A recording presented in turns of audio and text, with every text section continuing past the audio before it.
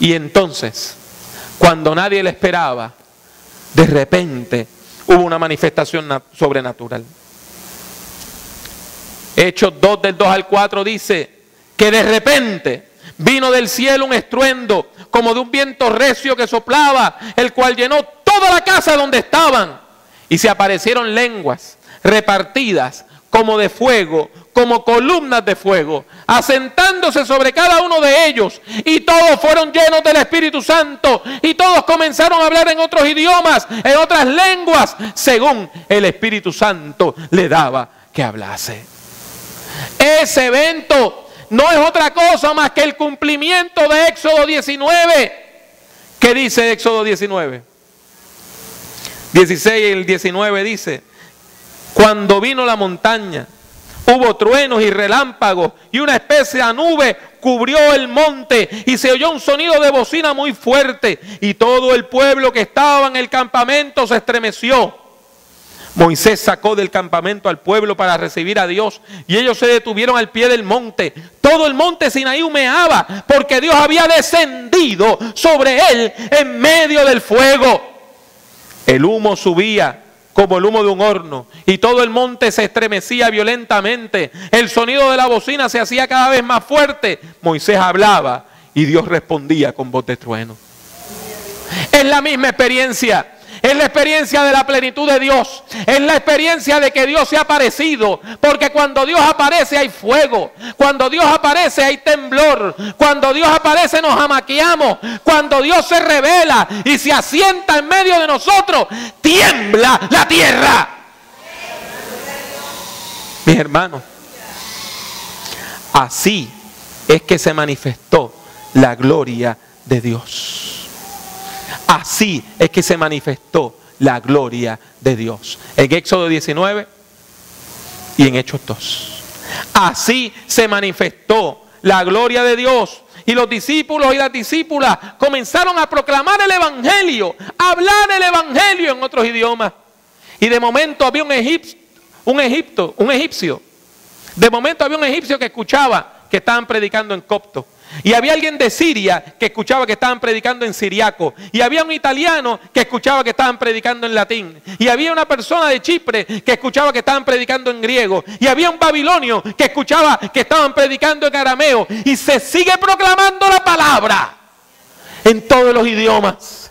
Y se siente la gloria de Dios. Y así nace una iglesia. Una iglesia que es multiétnica, hay gente de todos los pueblos, es multilingüe, se habla en todos los idiomas y es multicultural, se honran todas las culturas. Eso es bien importante, porque una de las cosas que hace el Espíritu Santo cuando el Espíritu Santo se revela es que hunde las raíces en el país. Mis hermanos, no sé cuántos de ustedes conocen la historia, pero cuando vino el avivamiento a la iglesia Discípulos de Cristo para allá, para el año 32, los misioneros americanos se asustaron. Ellos nos habían enseñado a adorar al Señor con el órgano, que era el instrumento sagrado. La guitarra era el instrumento del mundo, que se usaba en los bailes y en los saraos. No se permitía un güiro en el culto, porque eso era de los bailes. No se permitían las maracas. Y lo que se hacía era que se cantaban los himnos traducidos. Los misioneros nuestros venían con unas organetas y con esas organetas iban cantando. Pero cuando se derramó el Espíritu Santo, cuando se derramó el Espíritu Santo en este litoral, aquí en este litoral, la gente empezó a componer nuevos himnos. Santificaron la guitarra y la rescataron para el Señor. Santificaron el güiro, la maraca y el cuatro y comenzaron a adorar al Señor. Oiga, y los americanos se asustaron, pensaron que habían perdido la iglesia, pensaron que nos habíamos vuelto locos.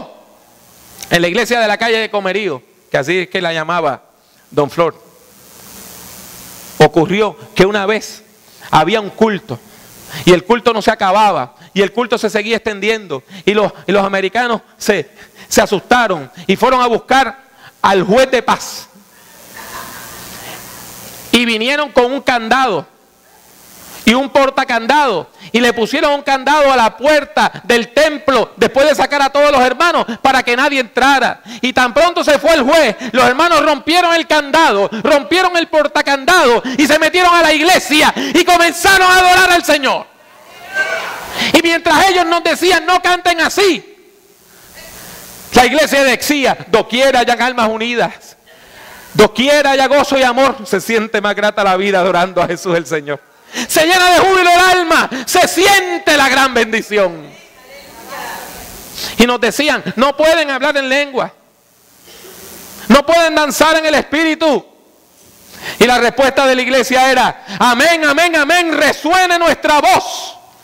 Amén, digan los fieles y bendigan el nombre de Dios.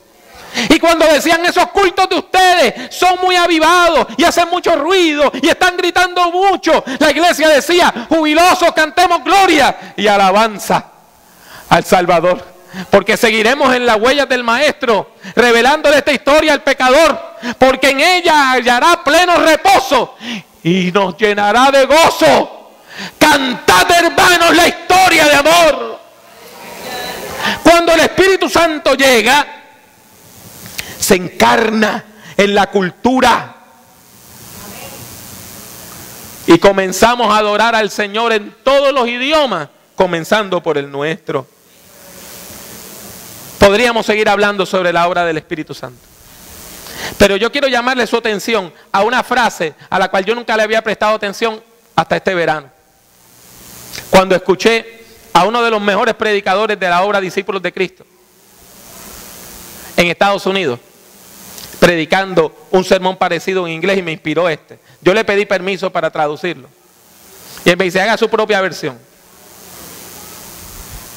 Y es que yo nunca le había prestado atención a la frase que dice, de repente. Vea el versículo 2. De repente vino del cielo un estruendo, como de un viento recio que soplaba, el cual llenó toda la casa donde estaban. De repente. La promesa de Dios se cumple después de mucho perseverar en la oración, pero usted y yo no sabemos el cronograma de Dios. Usted y yo no podemos decir a las 10:15 el Espíritu Santo se va a manifestar hasta las 10:18. Dios no se somete a nuestros relojes. Nuestros relojes se tienen que someter a la voluntad de Dios. Nosotros no podemos planificar la obra y la manifestación del Espíritu. El Espíritu Santo es quien planifica qué vamos a hacer nosotros. Y yo avanzó la idea de que el Espíritu Santo se sigue manifestando de repente. De repente. De repente. El Espíritu Santo se sigue manifestando de repente. Y quizá lo que pasa es que nosotros estamos demasiado cómodos. Y como estamos tan cómodos, nos hemos vuelto perezosos, como dice la epístola a los Hebreos. Nos estamos deslizando poco a poco. Dejamos de orar. Yo oro mañana.